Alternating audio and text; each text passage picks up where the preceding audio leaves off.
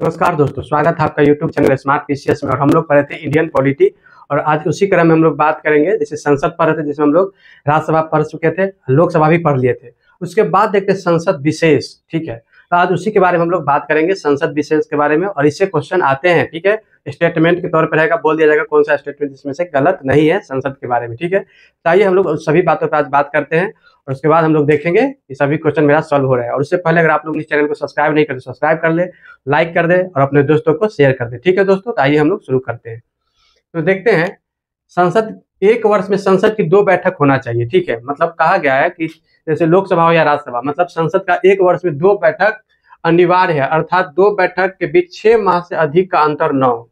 मतलब वर्ष में 2 बैठक होना चाहिए और उस 2 बैठक के बीच में 6 माह से अधिक का अंतर नहीं होना चाहिए। ये संसद के बैठक में बात किया गया है। ठीक है, उसके बाद देखते हैं, यदि कोई सदस्य, मतलब संसद का कोई सदस्य या लोकसभा से या राज्यसभा से 60 दिनों तक संसद के अनुपस्थित रहता है, मतलब संसद में अनुपस्थित रहता है, तो उसका सदन में स्थान को रिक्त माना जाएगा, रिक्त समझा जाएगा। ठीक है, मतलब 60 दिनों तक कोई सदस्य अनुपस्थित रहता है बिना अनुमति के, तो अनुपस्थित रहता है तो क्या होगा, उसका स्थान रिक्त माना जाएगा। मतलब 60 दिन तक कोई सदस्य अनुपस्थित रहता है सदन में तो उसका स्थान रिक्त माना जाएगा। ये बात किया गया है दूसरा में। ठीक है, उसके बाद देखते हैं तीसरी बात क्या किया गया है। तो तीसरी बात ये किया गया है, सदन का सदस्य अध्यक्ष या सभापति को अपना त्यागपत्र दे सकता है। मतलब जो भी सदन के अध्यक्ष होंगे, यानी लोकसभा को हो या राज्यसभा के हो, तो राज्यसभा के सभापति हो गए और लोकसभा के जो होते हैं अध्यक्ष, तो वो अपना त्यागपत्र सभापति या अध्यक्ष को दे सकते हैं। ठीक है,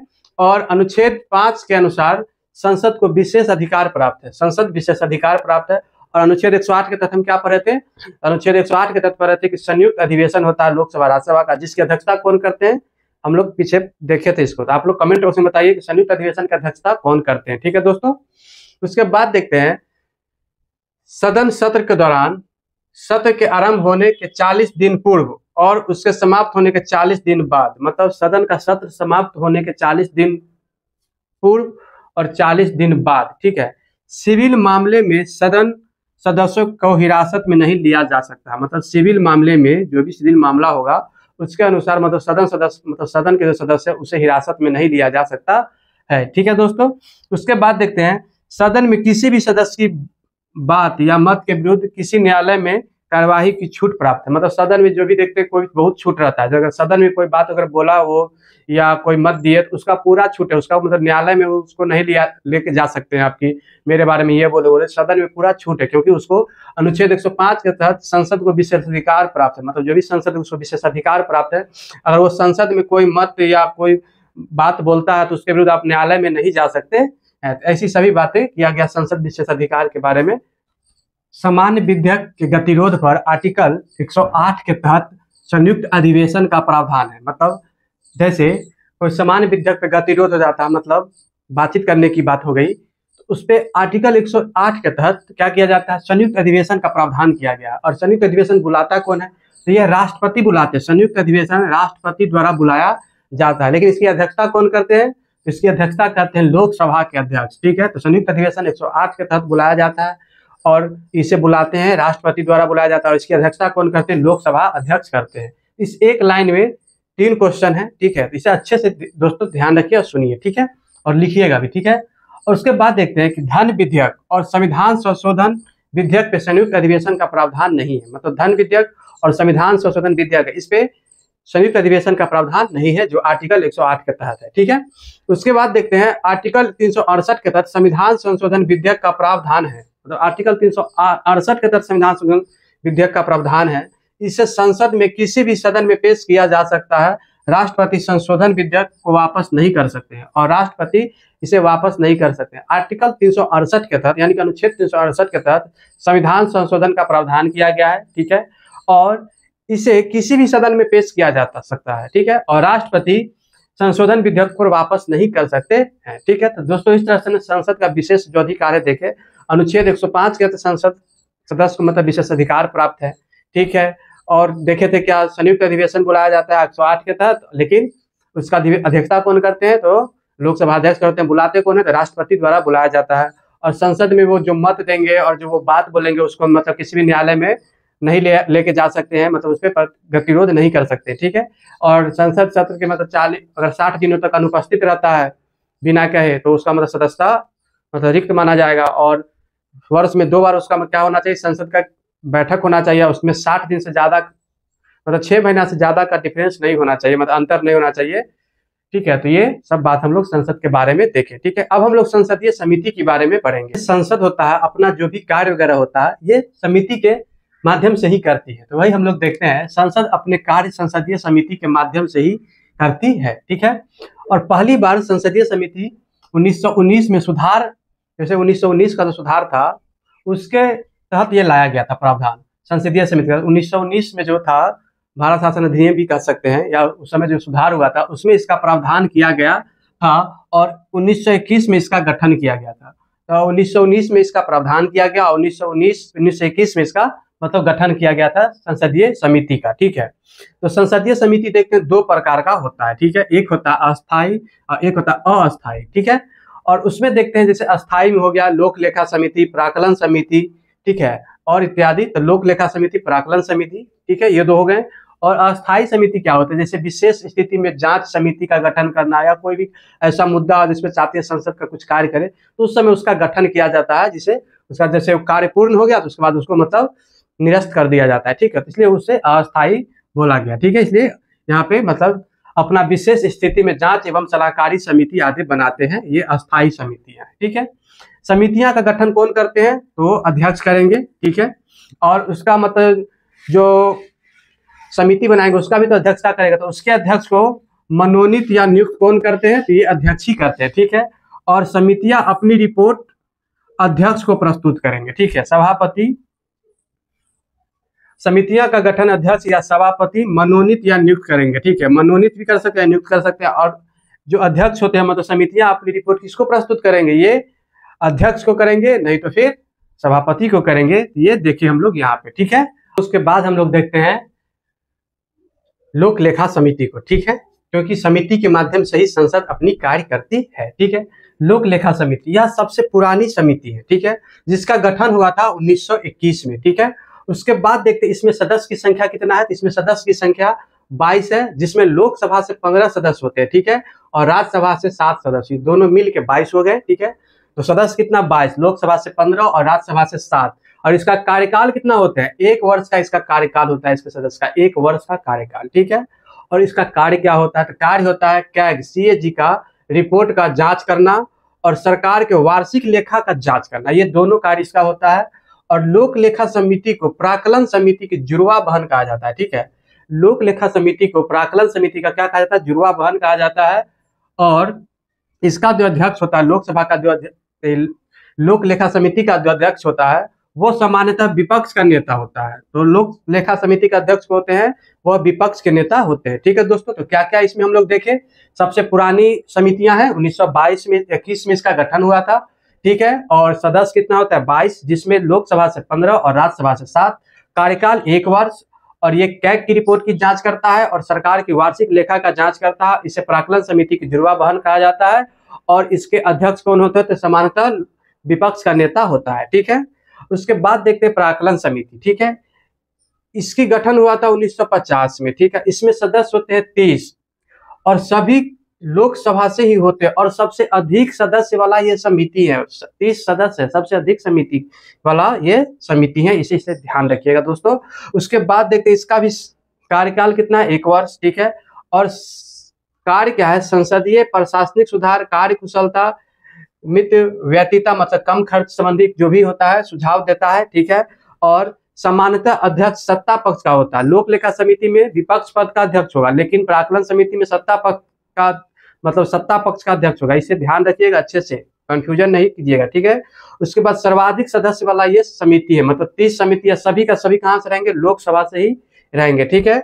और इसमें कोई मंत्री सदस्य नहीं होता, मतलब प्राक्कलन समिति में कोई भी मंत्री सदस्य नहीं, ओनली सांसद रहेंगे, वो भी लोकसभा के सभी रहेंगे, 30 का 30।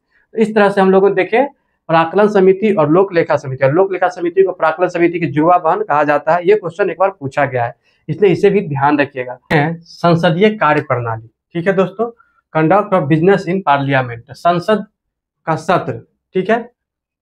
तो संसद का सत्र जैसे कार्यवाही दिन में 11 बजे से शुरू होती है और दोपहर 1 से 2 बजे के बीच भोजन का अवकाश होता है। ठीक है, मतलब 11 बजे शुरू होती है, 1 से 2 के बीच भोजन का अवकाश होता है और तथा 2 से 6 बजे के बीच सरकारी कार्य अथवा विशेष चर्चा का आयोजन होता है। मतलब संसद में जो 11 बजे से कार्यवाही शुरू होती है और 1 से 2 बजे के बीच भोजन अवकाश होता है और फिर 2 से 6 के बीच मतलब सरकारी कार्य और विशेष चर्चा का आयोजन किया जाता है। ठीक है, तो ये संसद का सत्र है। ठीक है, इसमें ये सब बात की जाती है, तो इसे ध्यान रखिएगा। उसके बाद देखते हैं स्थगन प्रस्ताव लाया जाता है। जैसे सदन में कोई बहस चल रहा है, ठीक है, कोई सामान्य बहस चल रहा है, उसको रोक कर और किसी विशेष मुद्दे पे तत्काल चर्चा किया जाता है, उसी को बोलते हैं स्थगन प्रस्ताव। ठीक है, और यह स्थगन प्रस्ताव किया जाता है और ये जो लोकसभा या राज्यसभा में लाया जा सकता है, कहीं भी लाया जा सकता है, किसी भी सदन में, यह पक्ष या विपक्ष के द्वारा लाया जा सकता है। अब 50 सदस्यों का इस पे अनुमोदन होना चाहिए, मतलब वोटिंग, मतलब इसका सपोर्ट होना चाहिए। ठीक है, इस तरह से हम देखते हैं मतलब कोई भी बहस चल रही है उसको रोक दिया जाता है, उसका जो विशेष मुद्दा होता है उस पर चर्चा किया जाता है। ये लोकसभा और राज्यसभा में कहीं भी लाया जा सकता है और यह किसी भी मतलब सत्ता पक्ष या विपक्ष का जो भी हो, कोई भी इसे ला सकते हैं सदन में। तो ये बात, इसी को बोलते हैं स्थगन प्रस्ताव, क्योंकि जो पहले जो बहस चल रहा था उसे रोक दिया जाता है, मतलब स्थगित कर दिया जाता है, इसलिए स्थगन प्रस्ताव बोला गया। ठीक है, उसके बाद देखते हैं अविश्वास प्रस्ताव। ठीक है, यह लोकसभा का नियम 148 के तहत सिर्फ लोकसभा में लाया जाता है, वो भी विपक्ष के द्वारा लाया जाता है, जिसमें 50 सदस्यों का अनुमोदन होना चाहिए। उसके बाद देखते हैं विश्वास प्रस्ताव। केवल लोकसभा में सरकार या सरकार के द्वारा लाया जाता है और यह सत्ता पक्ष का विश्वास प्राप्त करने के लिए लाया जाता है। तो विश्वास प्रस्ताव कौन लाते हैं? सत्ता पक्ष लाते हैं। अविश्वास प्रस्ताव कौन लाते हैं? ये विपक्ष का नेता लाते हैं और दोनों केवल लोकसभा में ही ला सकते हैं। ठीक है, राज्यसभा में नहीं। ठीक है, स्थगन प्रस्ताव क्या है? कोई विशेष बहस चल रहा है उसको रोक के कोई विशेष मुद्दा पे चर्चा होता है, वहाँ वो होता है और ये लोकसभा राज्यसभा में कहीं भी लाया जा सकता है और ये किसी भी या सत्ता पक्ष के लोग लाए या विपक्ष के लाए, कोई भी ला सकते हैं। और संसद का सत्र 11 बजे शुरू होती है और 1 से 2 के बीच भोजन अवकाश होता है और 2 से 6 के बीच विशेष चर्चा चलता है। ठीक है, और विशेष मुद्दे मतलब विशेष चर्चा का आयोजन किया जाता है। तो ये हो गया आपको संसद का सत्र। इस तरह से हम लोगों ने इसे देखे दोस्तों।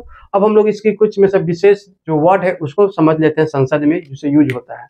प्रमुख शब्द है उसे यूज किया जाता है वहाँ।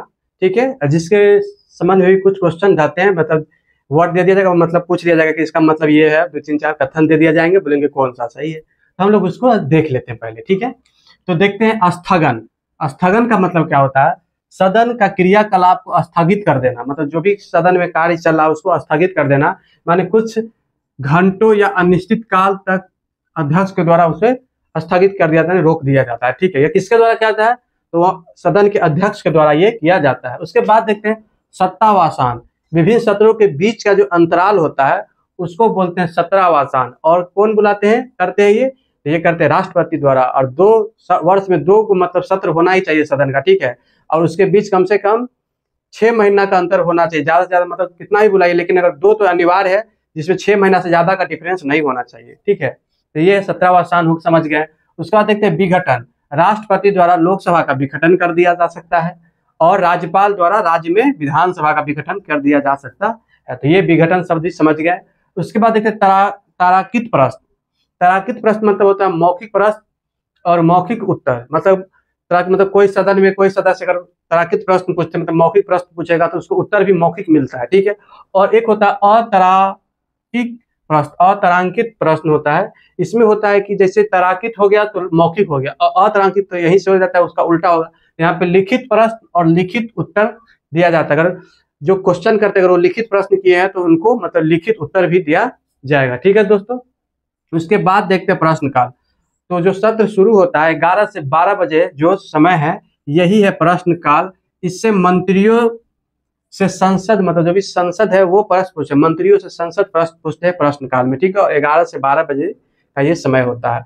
और शून्यकाल दोपहर 12 बजे से 1 बजे के काल को शून्यकाल कहा जाता है। मतलब 12 बजे से लेके 1 बजे का काल को मतलब समय को शून्यकाल कहा जाता है। और ये प्रश्नकाल के बाद का 1 घंटा का समय होता है। इसमें अत्यधिक महत्वपूर्ण प्रश्न या मुद्दों पर चर्चा होती है, बहुत अधिक महत्वपूर्ण विषय या मुद्दों पर चर्चा होती है। इसकी शुरुआत 1962 में हुआ था। इसे ध्यान रखें, कब शुरुआत हुआ? 1962 में। और इसका मतलब शून्यकाल शब्द का संविधान में कहीं चर्चा नहीं है। इस शब्द का वर्णन संविधान में कहीं नहीं है। समाचार पत्रों द्वारा दिया गया नाम है, मतलब यह समाचार पत्रों द्वारा, शून्यकाल जो है संविधान में वर्णित कहीं नहीं है, लेकिन ये समाचार पत्रों द्वारा ये दिया गया नाम है। ठीक है, और शून्यकाल कब है? तो 12 से 1 बजे का समय है ये, और ये प्रश्नकाल के बाद 1 घंटा का समय है। और ये इस समय में बहुत इंपॉर्टेंट मुद्दों या विषयों पर चर्चा होती है, और ये संविधान में कहीं वर्णित नहीं है शून्यकाल, इसे समाचार पत्रों द्वारा ये नाम दिया गया है। ठीक है दोस्तों, उसके बाद देखते हैं बैठ जाना, यील्डिंग द फ्लोर, मतलब बैठ जाना बोल सुनते हैं कि सदन का भी भाषण भी सुने होइएगा, तो बोलता है बैठ जाना, मतलब यील्डिंग द फ्लोर। इसमें होता है बोलने से रोक, दूसरे को बोलने का मतलब कहते हैं, मतलब एक को बोलने से रोक देते हैं, दूसरे को बोलते हैं बोलिए। ठीक है, इससे बोलते हैं बैठ जाना, यील्डिंग द फ्लोर। और एक होता है क्रॉसिंग द फ्लोर, मतलब पक्ष त्याग।